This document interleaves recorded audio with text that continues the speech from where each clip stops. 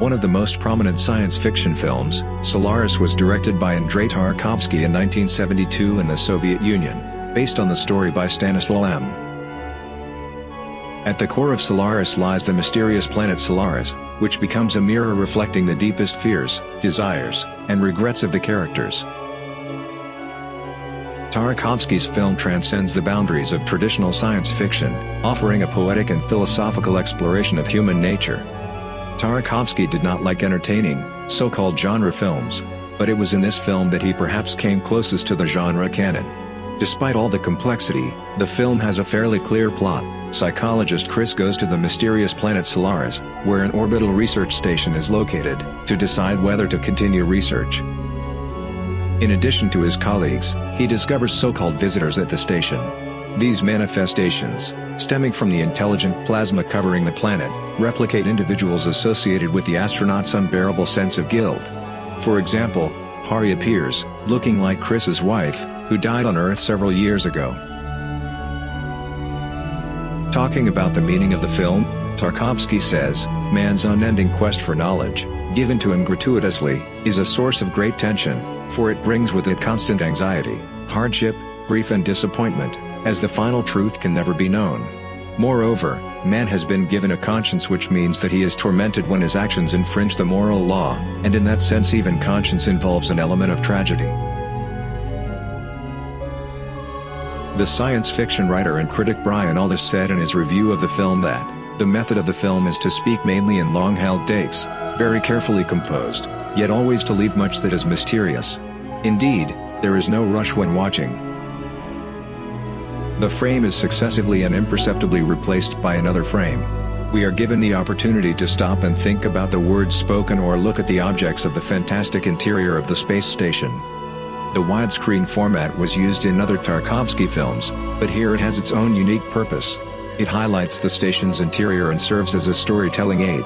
Richard Byrd in his book Andrei Tarkovsky, Elements of Cinema mentions, in fact, insofar as the spacecraft consists of pure geometric grids and claustrophobic tunnels, it might be said that Solaris lacks any human spaces at all. And in fact, it looks doubly impressive on a wide screen.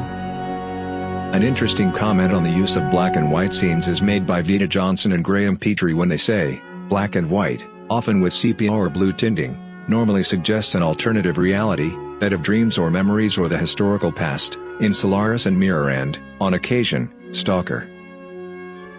The choice of black and white for dreams may reflect the conventional idea that most people dream in black and white, but more probably implies, in line with Tarkovsky's belief in the essential reality of black and white, that the inner truth of our experience is to be found within our dreams. As mentioned now, the film uses various artistic techniques to enhance the storytelling and deepen the meaning of the film, including shooting in black and white. This film has many layers. It's like a double entendre. It talks about man's exploration of the new worlds, but also, his simultaneous exploration of the self. The residents of the station, influenced by the ocean, are plagued by existential questions that are asked but not answered. Sometimes it seems like they are getting closer to a solution, especially during the long Doctor's Now birthday scene. For the first time, we hear an opinion about a human from an alien who herself tries to figure out who she really is. The film is also filled with various symbols and meanings, such as paintings of famous artists on the walls, or shots of flowing water or smoke. Totaro Donato spoke in the Canadian Journal of Film Studies in 1992 about the film. This teetering between levels of reality is a central aspect of Tarkovsky's aesthetics. The psychological grounding for it is the human mind, free-flowing conscious states, memories, visions, reflections, dreams. Tarkovsky masterfully mixes various elements, having science fiction as the basis for all other genre branches. The film Solaris explores human nature, his true desires and the meaning of his existence. By the end of the film, it becomes clear that for the main character Chris, science takes second place, and love and human relationships become the main meaning of his existence. In a way, the film becomes an allegory for the whole human race. Chris is not just one of us, but all of us. Science, representing the concrete, perceptible and measurable, is not the crux of our existence, though we pretend it is. Paradoxically, What is real, is the intangible.